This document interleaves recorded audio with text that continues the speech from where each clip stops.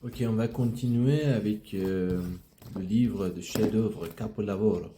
Albert Camus, mon frère, mon père spirituel, mon camarade. Et aussi, je vais après ça lire, on aura une lecture de Voltaire Candide. Merci. Ah, Le Petit Prince. Le Petit Prince et Le Petit Prince. Ça ne me plaît pas. C'était imprimé en Iran. C'est pas très. Voilà, regardez, c'est pas très. Voilà. Et, mais ça c'est bon. Voilà, c'est authentique. Folio. Je l'ai acheté de Paris. Voilà.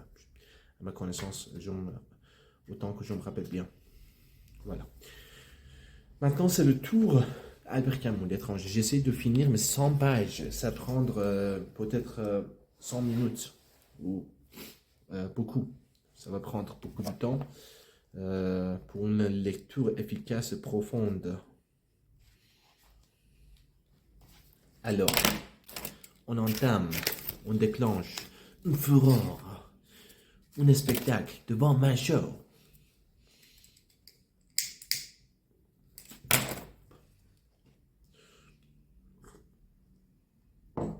Raymond, cinquième chapitre. Raymond m'a téléphoné au bureau. Il m'a dit qu'un de ses amis, entre parenthèses, il lui avait parlé de moi, m'a invité à passer la journée du dimanche dans son cabanon près d'Alger. J'ai répondu que je le voulais bien, mais que j'avais promis ma journée à un ami. Raymond m'a tout de suite déclaré qu'il l'invitait aussi. La femme de son ami serait très contente de ne pas être seule au milieu d'un groupe d'hommes. Voilà. Orgie. Je rigole. Évidemment. Je déconne. Quand ça vient de sexe féminin, c'est un peu vulgaire. Mais ça dépend. Vous êtes un pervers avec une mentalité perverte ou non. Perverti, voilà. Mais pour moi, connard, con, connasse, con, connerie, déconner, tout ça quoi, ça va. J'ai voulu raccrocher tout de suite parce que je sais que le patron n'aime pas qu'on nous téléphone de la ville. Mais Raymond m'a demandé d'attendre et il m'a dit qu'il aurait pu me transmettre cette invitation le soir, mais qu'il voulait m'avertir d'autre chose. Il avait été suivi toute la journée par un groupe d'Arabes parmi lesquels se trouvait le frère de son ancienne maîtresse. Oh là là. Si tu le vois près de la maison ce soir en rentrant, avertis-moi. Ça vient d'avertissement, avertir. J'ai dit que c'était entendu. On est d'accord, j'ai entendu, voilà. Puis après, le patron m'a fait appeler et sur le moment, j'ai été ennuyé parce que j'ai pensé qu'il allait me dire de moins téléphoner et de mieux travailler. Apparemment, le problème des smartphones, téléphone portable, existait d'une autre manière à l'époque de Albert Camus et Monsieur Morceau. Encore, je ne me rappelle pas bien son prénom, peut-être ce n'est pas mentionné dans le livre, je ne sais pas. Quand j'adore un livre, je ne me rappelle pas bien exactement de toutes les choses détaillées. Toutes les choses détaillées, c'est-à-dire le prénom. Et les sentiments, les yeux, toujours oui. Ce n'était pas cela du tout. Il m'a déclaré qu'il allait me parler d'un projet encore très vague. Il voulait seulement avoir mon avis sur la question. Il avait l'intention d'installer un bureau à Paris qui traiterait ses affaires sur la place et directement avec les grandes compagnies, et il voulait savoir si j'étais disposé à y aller. Cela me permettrait de vivre à Paris et aussi de voyager une partie de l'année. Entre parenthèses, vous êtes jeune et il me semble que c'est une vie qui doit vous plaire. J'ai dit que oui, mais que dans le fond, cela m'était égal. Il m'a demandé alors si je n'étais pas intéressé par un changement de vie. J'ai répondu qu'on ne changeait jamais de vie, qu'en tout cas, tout se valait et que la mienne ici ne me déplaisait pas du tout. Il a eu l'air mécontent. Il m'a dit que encore. J'ai répondu qu'on ne changeait jamais de vie, qu'en tout cas tout se valait et que la mienne ici ne me déplaisait pas du tout. Il a eu l'air mécontent. Il m'a dit que je répondais toujours à côté, que je n'avais pas d'ambition et que cela était désastreux dans les affaires. Je suis retourné Travailler alors. Je suis retourné travailler alors. J'aurais préféré ne pas le mécontenter, mais je ne voyais pas de raison pour changer ma vie. En y réfléchissant bien, je n'étais pas malheureux. Quand j'étais étudiant, j'avais beaucoup d'ambition de ce genre. Mais quand j'ai dû abandonner mes études, j'ai très vite compris que tout cela était sans importance réelle. Le soir, Marie est venue me chercher et m'a demandé si je voulais me marier avec elle. Oh là là! J'ai dit que cela m'était égal. Oh, comment? M'était égal et que nous pourrions le faire si elle le voulait. Oh là là, c'est un insulte grave. Elle a voulu savoir alors si je l'aimais. J'ai répondu comme je l'avais déjà fait une fois, oui, comme avant, que cela ne signifiait rien, mais que sans doute je ne l'aimais pas. Pourquoi m'épouser alors? A-t-elle dit. Ok, ça c'est dégueulasse. Je vais arrêter de dire, c'est quand une femme te dit, tout même oui, c'est toujours oui. A-t-elle dit, je lui ai expliqué que cela n'avait aucune importance, que si elle le désirait, nous pouvions nous marier. D'ailleurs, c'était elle qui le demandait, et moi je me contentais de dire oui. Ok. Elle a observé alors que le mariage était une chose grave. J'ai répondu non. Elle s'est tue en un moment, c'est-à-dire elle s'est fait taire. Voilà, c'est-à-dire elle est devenue silencieuse. Il a fermé sa bouche, voilà, c'est ça quoi. Se faire taire. Elle s'est tue un moment et elle m'a regardé en silence. Puis elle a parlé, puis elle a parlé. Elle voulait simplement savoir si j'aurais accepté la même proposition venant d'une autre femme, à qui je serais attaché de la même façon. J'ai dit naturellement, oh là là, cauchemar. Elle s'est demandé alors si elle m'aimait ou moi, je ne pouvais rien savoir sur ce point. Après un autre moment de silence, elle a murmuré que j'étais bizarre, qu'elle m'aimait sans doute à cause de cela, mais que peut-être un jour je la dégoûterais pour les mêmes raisons. Comme je me taisais, n'ayant rien ajouté, elle m'a pris le bras en souriant et elle a déclaré qu'elle voulait se marier avec moi. J'ai répondu que nous le ferions dès qu'elle le voudrait. Je lui ai parlé alors de la proposition du patron et Marie m'a dit qu'elle aimerait connaître Paris. Je lui ai appris que j'y avais vécu dans un temps et elle m'a demandé comment c'était. Je lui ai dit, c'est sale. Oh là là, monsieur Albert Camus, ça va pas, hein. Il y a des pigeons et des cours noirs. Cours noir, c'est quoi cours noir? Je sais pas. Les gens ont la peau blanche. Ok. Franchement, ça devient dégueulasse le livre. Puis nous avons marché, traversé la ville par ces grandes rues. Et moi, je suis pâle blanche par naissance, mais je deviens bronzé, alors je suis chanceux. Voilà. Les femmes étaient belles et j'ai demandé à Marie si elle le remarquait. Elle m'a dit que oui et qu'elle me comprenait. Pendant un moment, nous n'avons plus parlé. Je voulais cependant qu'elle reste avec moi. Et je lui ai dit que nous pouvions dîner ensemble chez Céleste. Elle en avait bien envie, mais elle avait affaire. Nous étions près de chez moi et je lui ai dit au revoir. Elle m'a regardé. Tu ne veux pas savoir ce que j'ai à faire? Je voulais bien le savoir, mais je n'y avais pas pensé et c'est ce qu'elle avait l'air de me reprocher. Alors devant mon air empêtré, elle a encore ri, elle a eu vers moi un mouvement de tout le corps pour me tendre sa bouche. Très intéressant. J'ai dîné chez Céleste, encore Céleste. J'avais déjà commencé à manger lorsqu'il est entré une bizarre petite femme qui m'a demandé si elle pouvait s'asseoir à ma table. Naturellement, elle le pouvait. Elle avait des gestes saccadés et des yeux brillants dans une petite figure de pomme.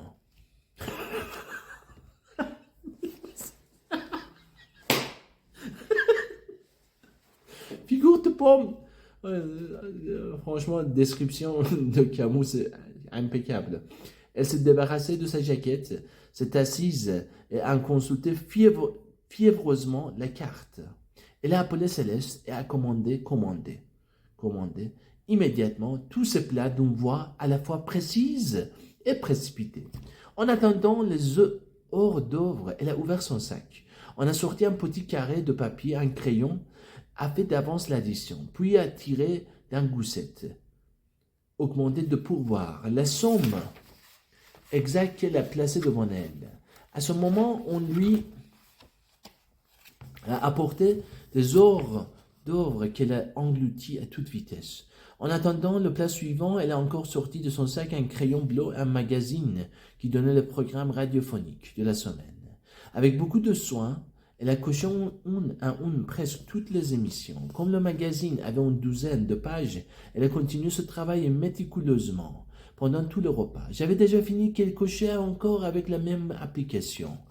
Puis elle s'est levée, a remis sa jaquette avec les mêmes gestes précis de tomate et elle est partie. Comme je n'avais rien à faire, je suis sorti aussi et je suis à mon alors, c'est tromperie, ça va pas, hein. Elle s'était placée sur la bordure du trottoir avec une vitesse, une sûreté incroyable. Elle suivait son chemin sans dévier et sans se retourner. J'ai fini par la perdre de vue et par revenir sur mes pas. Je pensais qu'elle était bizarre, mais je l'ai oubliée assez vite. Oh là là, c'est un cauchemar. Sur le pas de ma porte, j'ai trouvé le vieux Salamanon, salaud. Je l'ai fait entrer et il m'a appris que son chien était perdu, car il n'était pas à la fourrière. Les employés lui avaient dit que peut-être il avait été écrasé. Ça va pas. Il avait demandé s'il n'était pas possible de le savoir dans les commissariats. Non intentionnellement, inconsciemment, je crache sur le livre commissariat. Voilà. On y avait sur le mot commissariat, j'ai craché. Non intentionnellement. Voilà. Jeu d'inconscient. On lui avait répondu qu'on ne regardait pas trace de ces choses-là, parce qu'elle arrivait tous les jours. J'ai dit au vieux Salamanon qu'il pourrait avoir un autre chien, mais il a eu raison de me faire remarquer qu'il était habitué à celui-là. Cigarette. J'étais accroupi sur mon lit et Salamanon s'était assis sur une chaise devant la table. Il me faisait face, il avait ses deux mains sur les genoux. Il avait gardé son vieux feutre, il mâchonnait des bouts de phrases sous sa moustache jaunie. Il m'ennuyait un peu, mais je n'avais rien à faire, je n'avais pas sommeil. Pour dire quelque chose, je l'ai interrogé sur son chien. Il m'a dit qu'il l'avait eu après la mort de sa femme. Il s'était marié assez tard. Dans sa jeunesse, il avait eu envie de faire du théâtre.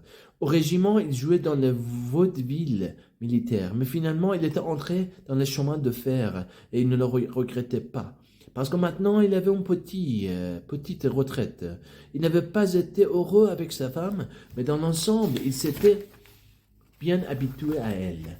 Quand elle était morte, il s'était senti très seul. Alors, il avait demandé un chien, un camarade d'atelier, et il avait eu celui-là très jeune. Il avait fallu le nourrir au biberon, mais comme un chien vit moins qu'un homme, il avait fini par être vieux ensemble. Il avait mauvais caractère, m'a dit Salamanon. De temps en temps, on avait des prises de bec, mais c'était un bon chien quand même.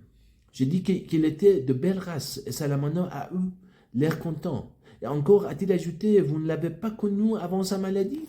C'était le poil qu'il avait de plus beau. Tous les soirs et tous les matins, depuis que le chien avait eu cette maladie de peau, Salamanon le passait à la pommade. Mais selon lui, sa vraie maladie, c'était la vieillesse. Et la vieillesse ne se guérit pas. Puis ça se guérit avec l'amour. À ce moment, j'ai bâillé et le vieux m'a annoncé qu'il allait partir. Je lui ai dit qu'il pouvait rester et que j'étais ennuyé de ce qui était arrivé à son chien.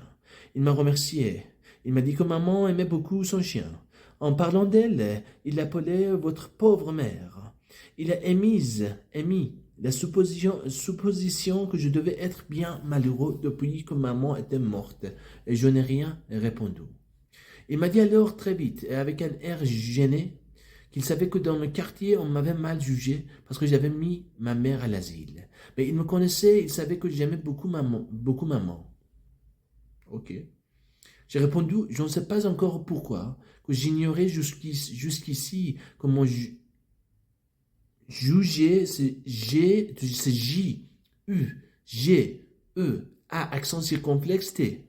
C'est simple, je crois. Comme mon juger mal à cet égard. Mais que l'asile m'avait paru une chose naturelle, puisque je n'avais pas assez d'argent pour faire garder maman. D'ailleurs, Ai-je ajouté, il avait longtemps qu'elle n'avait rien à me dire, qu'elle s'ennuyait toute seule. Oui, m'a-t-il dit, et à l'Asie, de moi, on se fait des camarades. Puis il s'est excusé. Il voulait dormir. Sa vie avait changé maintenant et il ne savait pas trop ce qu'il allait faire. Pour la première fois depuis que je le connaissais, d'un geste furtif, il m'a retendu la main et j'ai senti les écailles de sa peau. Il a souri un peu et avant de partir, il m'a dit « j'espère que les chiens n'aboieront. J'espère que les chiens n'aboieront pas cette nuit. Je crois toujours que c'est le mien. » 6.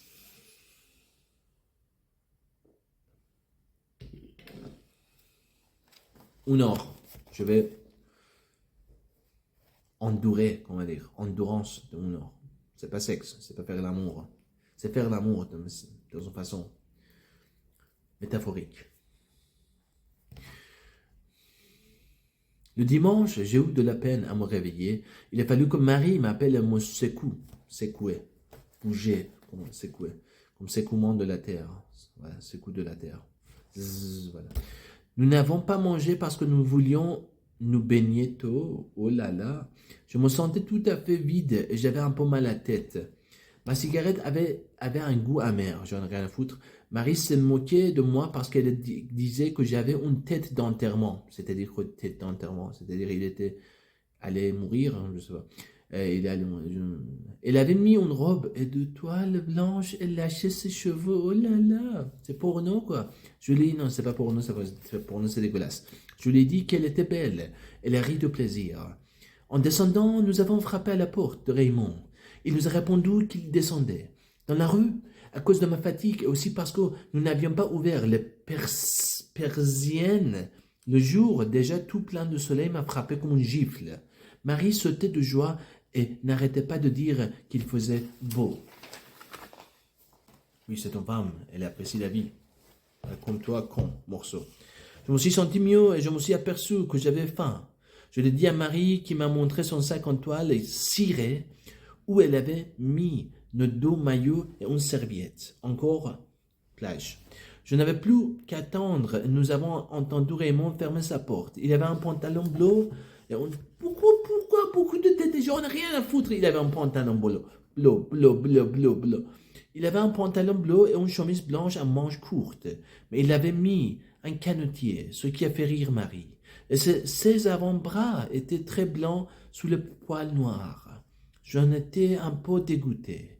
Il sifflait en descendant et il avait l'air très content. Il m'a dit « Salut vieux !» Il appelait Marie mademoiselle. La veille, nous étions allés au commissariat et j'avais témoigné que la fille avait manqué à Raymond. Il en a été quitte pour un avertissement. Il en a été quitte pour un avertissement. On n'a pas contrôlé mon affirmation. Devant la porte, nous en avons parlé avec Raymond. Puis, nous avons décidé de prendre l'autobus. La plage n'était pas très loin, mais nous irions plus vite ainsi. Raymond pensait que son ami serait content de nous voir arriver tôt. Nous allions partir quand Raymond, tout d'un coup, m'a fait signe de regarder en face. J'ai vu un groupe d'Arabes au-delà, adossé à la devanture de bureaux de tabac. Bureau de tabac existait dans l'époque de M. Camus encore, apparemment. Il y a bureau de tabac qui apparemment existait il y a 100 ans.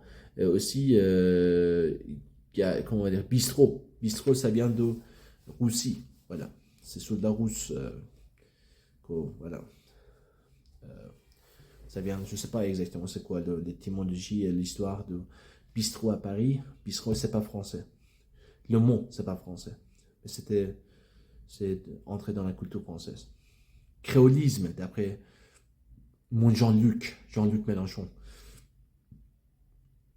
Je le respecte un peu, mais je ne suis pas d'accord avec tout ce qu'il dit. Il est un peu comme bébé. Foufou celui-là. Laisse tomber, je rigole. Évidemment, je ne parle pas de politique.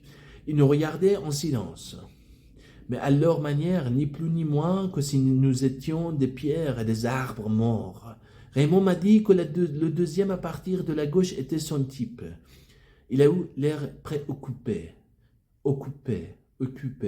Il a ajouté que pourtant c'était maintenant une histoire finie. Marie ne comprenait pas très bien et nous a demandé ce qu'il y avait. Je lui ai dit que c'était des Arabes qui en voulaient à Raymond. Elle a voulu qu'on parte tout de suite. Raymond s'est redressé et il a ri en disant qu'il fallait se dépêcher. Nous sommes allés vers l'arrêt de Toulouse, qui était un peu plus loin, et Raymond a annoncé que les Arabes ne nous suivaient pas. Oh là là, je me suis retourné. Ils étaient toujours à la même place et ils regardaient avec la même indifférence l'endroit que nous venions de quitter. Nous avons pris l'autobus. Raymond, qui paraissait tout à fait soulagé, n'arrêtait pas de faire des plaisanteries pour Marie.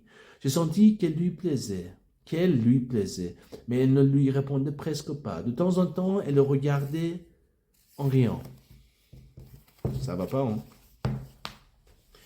Nous sommes descendus dans la banlieue d'Alger. La plage n'est pas loin de l'arrêt d'autobus, mais il a fallu traverser un petit plateau qui domine la mer et qui dévale ensuite vers la plage. Il était couvert de pierres jaunâtres, ça ne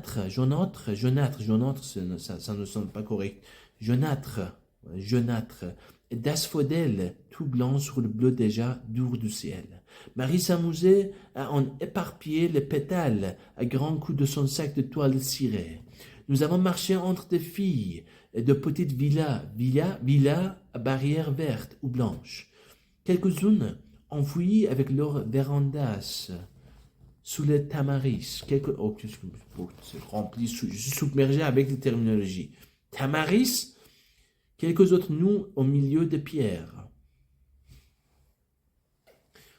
Deux sens. Pierre, prénom, pierre, objet. C'est stone. Comment dire? Stein. En Deutsch, je crois. Je ne sais pas. Avant d'arriver au bord du plateau, on pouvait voir déjà la mer immobile. Et plus loin, un cap somnolent et massif dans l'eau claire. Un léger bruit de moteur est monté dans l'air calme jusqu'à nous. Et nous avons vu, très loin, un petit chalutier qui avançait. Imperceptiblement, sur la mer éclatante, Marie a cueilli quelques iris de roches, de la pente qui descendait vers la mer. Nous avons vu qu'il y avait déjà quelques baigneurs. L'ami de Raymond habitait un petit cabanon de bois à l'extrémité de la plage. La maison était adossée à des rochers et des pilotis qui la soutenaient sur le devant baigné déjà dans l'eau. Raymond nous a présenté. Son ami s'appelait Masson. C'était un grand type, massif de taille et d'épaules, avec une petite femme ronde et gentille, à l'accent parisien. Il nous a dit tout de suite de nous mettre à l'aise et qu'il y avait une friture de poisson qu'il avait pêché le matin même. Je lui ai dit combien je trouvais sa maison jolie. Il m'a appris qu'il y venait passer le samedi, le dimanche et tous ses jours de congé. Avec ma femme, on s'entend bien, entre guillemets, a-t-il ajouté. Justement, sa femme riait avec Marie. Pour la première fois peut-être. Je pensais vraiment que j'allais me marier. Masson voulait se baigner, mais sa femme et Raymond ne voulaient pas venir. Nous sommes descendus, tous les trois, et Marie s'est immédiatement jetée dans l'eau. Masson et moi, nous avons attendu un peu. Lui parlait lentement, et je me remarquais qu'il avait l'habitude de compléter tout ce qu'il avançait par un, entre guillemets, et je dirais plus, même quand, au fond, il n'ajoutait rien au sens de sa phrase. C'est tic de langage. À propos de Marie, il m'a dit, entre parenthèses, elle est épatante, je dirais plus charmante. Puis, je n'ai plus fait attention à ce tic. Tic de langage, voilà. Parce que j'étais occupé à éprouver que le soleil me faisait du bien. Le sable commençait à chauffer sous les pieds. Je retardais encore l'envie que j'avais de l'eau. Mais j'ai fini par dire à Masson, on y va? J'ai plongé. Lui est entré dans l'eau doucement et s'est jeté quand il a perdu pied. Il nageait à la brasse et assez mal, de sorte que je l'ai laissé pour rejoindre Marie. L'eau était froide et j'étais content de nager. Avec Marie, nous nous sommes éloignés et nous nous sentions d'accord dans nos gestes et dans notre contentement. Au large, nous avons fait la planche Et sur mon visage tourné vers le ciel, le soleil écartait les dernières voiles d'eau qui me coulaient dans la bouche. Nous avons vu comme Masson regagnait la plage pour s'étendre au soleil. Il ne dit pas retourner à la plage, regagner la plage. Expression poétique, comme on va dire, classe. S'étendre au soleil. De loin, il paraissait énorme. Marie a voulu que nous nagions ensemble. Je me suis mis derrière elle pour la prendre par la taille. Elle avançait à la force des bras pendant que je l'aidais en battant des pieds. Le petit bruit de l'eau battue nous a suivis dans le matin jusqu'à ce que je me sente fatigué. Subjonctive. Sente. Alors j'ai laissé Marie et je suis rentré en nageant régulièrement et en respirant bien. Sur la plage, je me suis étendu à plat ventre près de Masson et j'ai mis ma figure dans le sable. Je lui ai dit que c'était bon et il était de cet avis. Peu après, Marie est venue. Je me suis retourné pour la regarder avancer. Elle était toute visqueuse, d'eau salée, elle tenait ses cheveux en arrière. Elle s'est allongée flanc à flanc avec moi, les deux chaleurs de son corps et du soleil m'ont un peu endormi.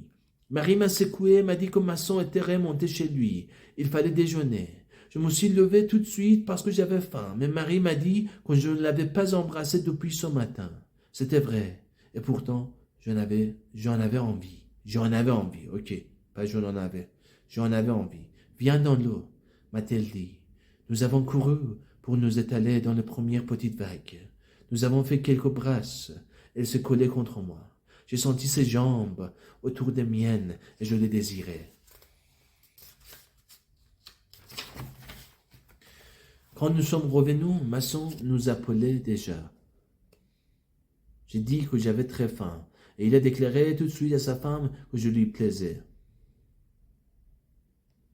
Le pain était bon, j'avais dévoré ma part de poisson, il y avait ensuite de la viande et de pommes de terre frites. Nous mangions tous sans parler. Masson buvait souvent du vin et me servait sans arrêt. Au café, j'avais la tête un peu lourde. J'ai fumé beaucoup. Masson, Raymond et moi, nous avons envisagé de passer ensemble le mois d'août. D'où, c'est plus correct, je crois. J'ai regardé Instagram d'un expert de la langue française, français natif. Il a dit « ou ». C'est pas août, mois août, c'est ou. On ne prononce pas T à la fin correctement, c'est plus correct, je sais pas. À la plage, le mois d'août, à la plage, est frais commun. Marie nous a dit tout d'un coup, vous savez quelle heure, vous savez quelle heure il est 11h30. Nous étions tous étonnés, mais Masson a dit qu'on avait mangé très tôt et que c'était naturel, parce que l'heure de déjeuner, c'était l'heure où l'on avait faim. Je ne sais pas pourquoi cela a fait rire Marie. Je crois qu'elle avait un peu trop bu. Masson m'a demandé alors si je voulais me promener sur la plage avec lui. Ma femme fait toujours la sieste après le déjeuner, entre parenthèses, entre guillemets. Moi, je n'aime pas ça. Il faut que je marche. Je lui dis toujours que c'est meilleur pour la santé. Mais après tout, c'est son droit. Marie a déclaré qu'elle resterait pour aider Madame Masson à faire la vaisselle. La petite Parisienne a dit que pour cela, il fallait mettre homme d'or. Nous sommes descendus tous les trois.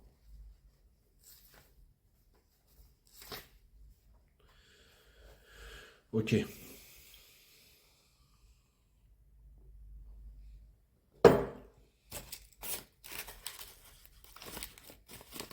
Petite pause.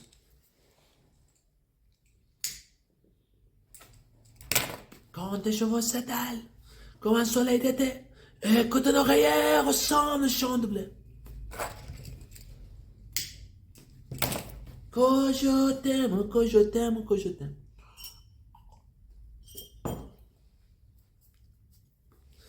Le soleil tombait presque d'aplomb sur le sable et son éclat sur la mer était insoutenable. Il n'y avait plus personne sur la plage. Dans les cabanons qui bordaient le plateau, en italien c'est qui, c'est qui. Voilà.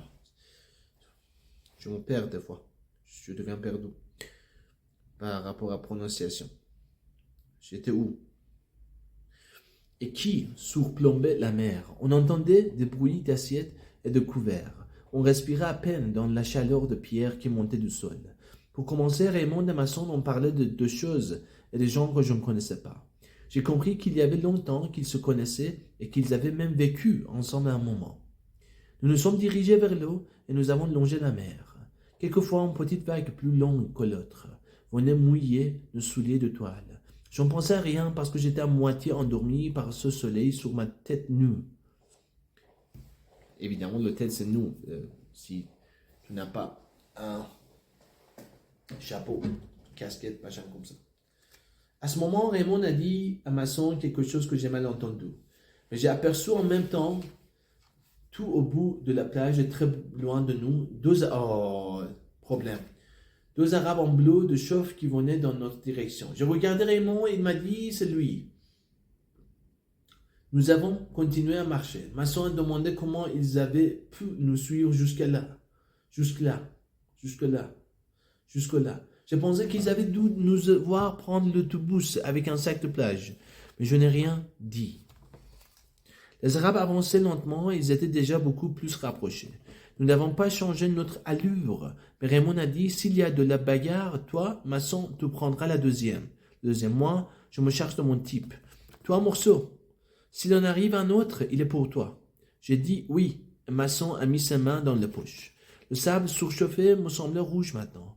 Nous avancions d'un pas égal vers les Arabes. La distance entre nous a diminué. Régulièrement. Quand nous avons été à quelques pas les uns des autres, les Arabes se sont arrêtés. Masson et moi, nous avons ralenti notre pas. Raymond est allé tout droit vers son type. J'ai mal entendu ce qu'il lui a dit. Mais l'autre a fait mine de lui donner un coup de tête. Raymond a frappé alors un coup de tête contre Zinedine Zidane, M. Kabil, qui respecte la France, mais pas en action. Parce que 2016, finale du monde, protéger sa famille, je ne sais pas c'est-à-dire quoi, protéger votre famille à cause d'une insulte provocative, à cause de provoquer, de Materazzi Zidane. Il devait oublier, ignorer cette insulte. Parce que ça ne sert à rien, un coup de tête à Materazzi pour défendre ta famille pour une insulte, c'est une connerie. Anton Gramsci dit, quand quelqu'un t'insulte sans te connaître, il s'insulte, il insulte soi-même. Parce qu'il insulte une image de toi dans sa tête. Voilà. Donc, aussi, il était responsable de faire, de donner joie et bonheur temporaire à une nation de la France. Beaucoup de gens en France, ils auraient été heureux de voir que la France gagne la Coupe du Monde de 2016. Mais il a choisi son ego. Voilà. Monsieur Kabil, algérien.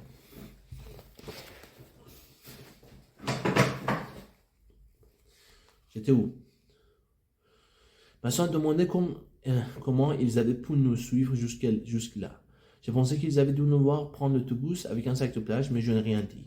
Les Arabes avançaient lentement et ils étaient déjà beaucoup plus rapprochés. Raymond frappait alors une première fois, il a tout de suite appelé Masson. Masson est allé à celui qu'on lui avait désigné, il a frappé 2 fois avec tout son poids. L'Arabe s'est aplati,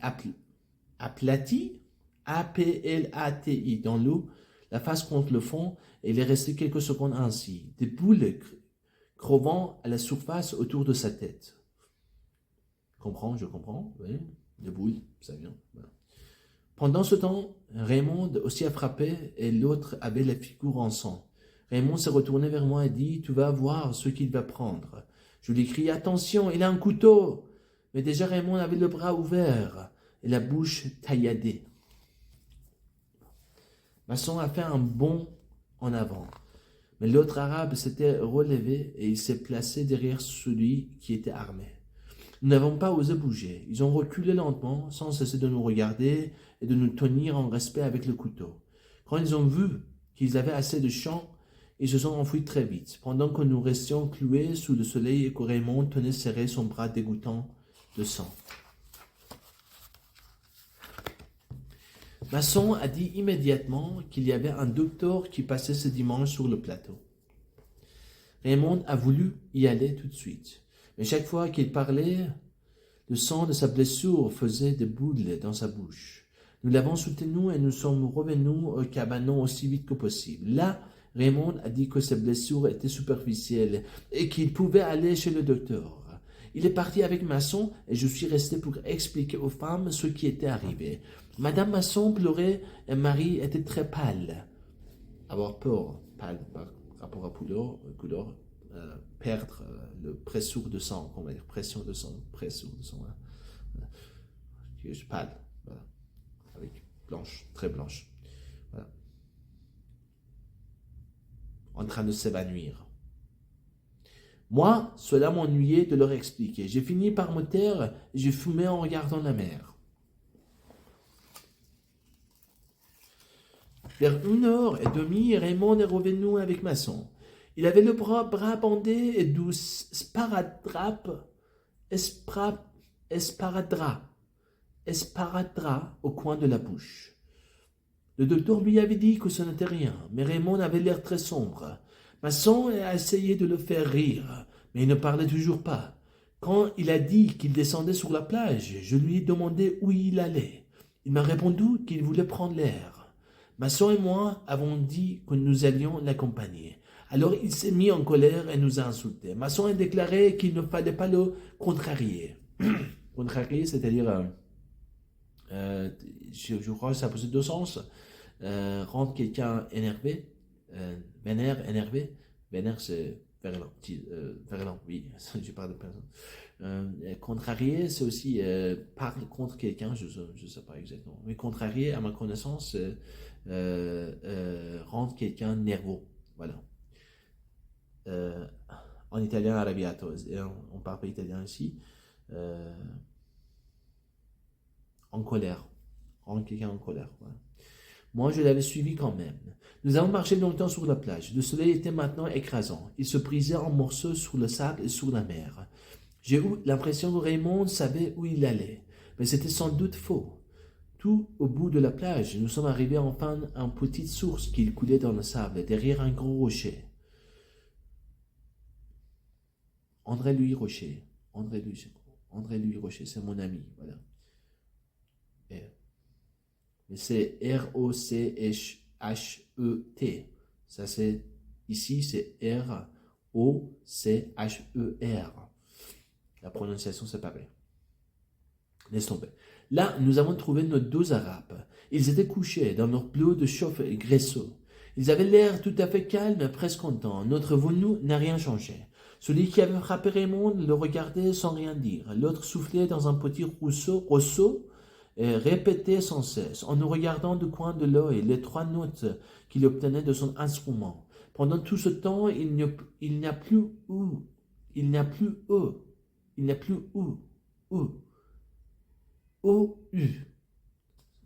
pas c'est composé d'avoir.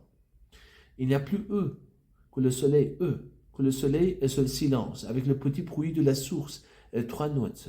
Puis Raymond a porté la main à sa poche revolver, mais l'autre n'a pas bougé et il se regardait toujours. J'ai remarqué que celui qui jouait de la flûte avait les doigts des pieds très écartés, mais sans quitter des yeux son adversaire. Raymond m'a demandé, je le descends. J'ai pensé que si je disais non, il s'exciterait tout seul et tirerait certainement. Je lui ai seulement dit, il ne t'a pas encore parlé, ce ferait vilain de tirer comme ça. On a encore entendu le petit bruit d'eau et de flûte au corps de silence de la chaleur. Puis Raymond a dit, alors je vais l'insulter, et quand il répondra, je le descendrai. J'ai répondu, c'est ça. Mais il ne sort pas son couteau, tu ne peux pas tirer. Raymond a commencé à s'exciter un peu. L'autre jouait toujours, et tous deux observaient chaque geste de Raymond. Non, ai-je dit à Raymond, prends-le d'homme à homme, et donne-moi ton revolver. Si l'autre intervient, ou s'il tire son couteau, je le descendrai. Et quand Raymond m'a donné son revolver, le soleil a glissé dessus. Pourtant, nous sommes restés encore immobiles, comme si tout s'était refermé autour de nous. Nous nous regardions sans baisser les yeux, et tout s'arrêtait ici entre la mer, le sable, le soleil. Nous nous regardions sans baisser les yeux et tout s'arrêtait ici entre la mer, le sable et le soleil, le double silence de la flûte et de l'eau. Poétique. J'ai pensé à ce moment qu'on pouvait tirer ou ne pas tirer. Mais brusquement, les Arabes, à reculons, se sont coulés derrière le rocher. Raymond et moi sommes alors revenus sur nos pas. Lui paraissait mieux, il a parlé de l'autobus du retour. Je l'ai accompagné jusqu'à Cabanon et pendant qu'il gravissait l'escalier de bois, je suis resté devant la première marche, la tête retentissante de soleil, découragé devant l'effort qu'il fallait faire pour monter l'étage de bois et aborder encore les femmes. Mais la chaleur était telle qu'il m'était pénible aussi de rester immobile sous la pluie aveuglante qui tombait du ciel. Rester ici ou partir, cela revenait au même. Au bout d'un moment, je suis retourné vers la plage et je me suis mis à marcher. C'était le même éclatement rouge. Sur le sable, la mer haletait de toute la respiration rapide et étouffée de ces petites vagues. Je marchais lentement vers les rochers et je sentais mon front se gonfler sous le soleil. Toute cette chaleur s'appuyait sur moi et s'opposait à mon avance. Et chaque fois que je sentais son grand souffle chaud sur mon visage, je serrais les dents. Je serrais les dents. Je serrais les dents. Oh, quelle faute. Je serrais les dents. Je fermais les poings dans les poches de mon pantalon et je me tendais tout entière pour triompher du soleil et de cette ivresse opaque qu'il me déversait. À chaque épée de lumière jaillie du sable, d'un coquillage blanchi ou d'un débris de verre, mes mâchoires se crispaient. J'ai marché longtemps. Je voyais de loin la petite masse sombre du rocher entourée d'un halo aveuglant par la lumière et la poussière de mer. Je pensais à la source fraîche derrière le rocher. J'avais envie de retrouver la murmure de son eau, envie de fuir le soleil. L'effort et le pleurs de femme envie de retrouver l'ombre et son repos. Mais quand j'ai été plus près, j'ai vu que le type de Raymond était revenu. Il était seul. Il reposait sur le dos, les mains sur la nuque, le front dans les ombres du rocher, tout le corps au soleil, son bleu de chauffe fumait dans la chaleur. J'ai été un peu surpris. Pour moi, c'était une histoire finie et j'étais venu là sans y penser.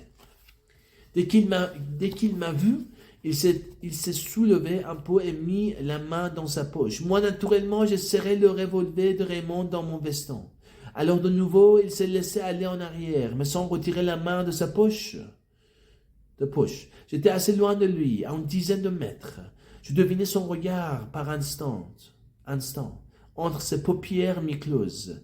Mais le plus souvent, son image dansait devant mes yeux dans l'air enflammé. Le bruit des vagues était encore plus paresseux, plus s'étale qu'à midi. C'était le même soleil, la même lumière sur le même sable qui se prolongeait ici. Il y avait déjà 2 heures que la journée n'avançait plus. 2 heures qu'il avait jeté l'ancre dans un océan de métal bouillant. À l'horizon, un petit vapeur est passé et j'en ai deviné la tache noire au bord de mon regard, parce que je n'avais pas cessé de regarder l'Arabe. Je pensais que je n'avais qu'un demi-tour à faire et ce serait fini, mais toute une plage vibrante de soleil se pressait derrière moi. J'ai fait quelques pas vers la source, l'Arabe n'a pas bougé. Malgré tout, il était encore assez loin, peut-être à cause des ombres sur son visage. Il avait l'air de rire, j'ai attendu. La brûlure du soleil gagnait mes joues et j'ai senti des gouttes de transpiration, pas sœur, frère, sœur, voilà. Je ne sais pas le point. Suor, je crois. Suor, je ne sais pas de prononciation. S'amassait dans mes sourcils. C'était le même soleil que le jour où j'avais enterré maman. Et comme alors, le front surtout me faisait mal et toutes ces veines battaient ensemble sous la peau. À cause de cette brûlure que je ne pouvais plus supporter, j'ai fait un mouvement en avant. Je savais que c'était stupide, que je ne me débarrasserais pas du soleil, que je ne me débarrasserais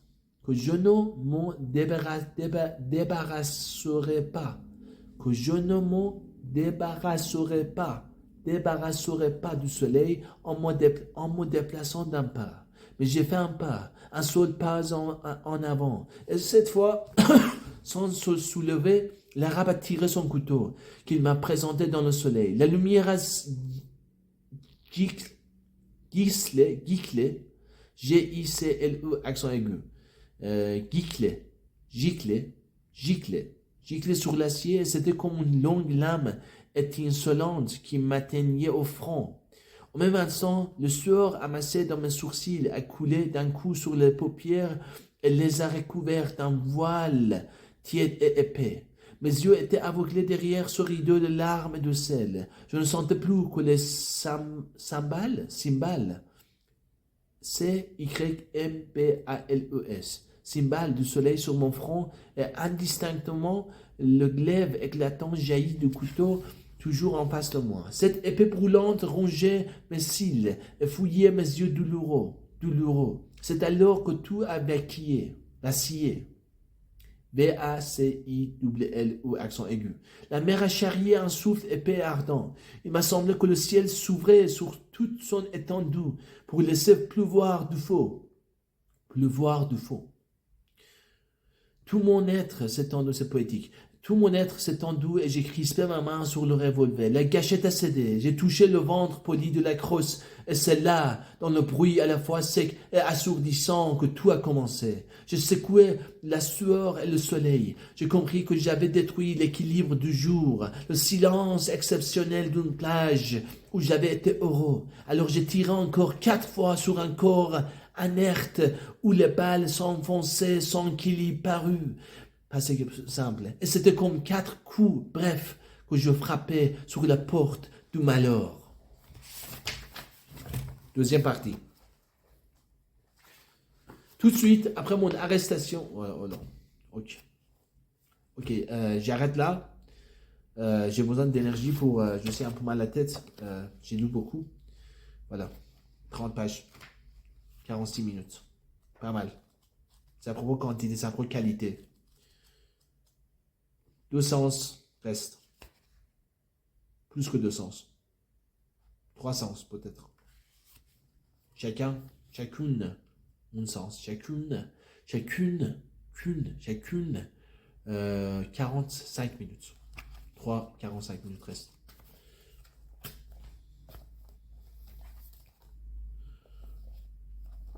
C'est où? Deuxième partie. Ouais.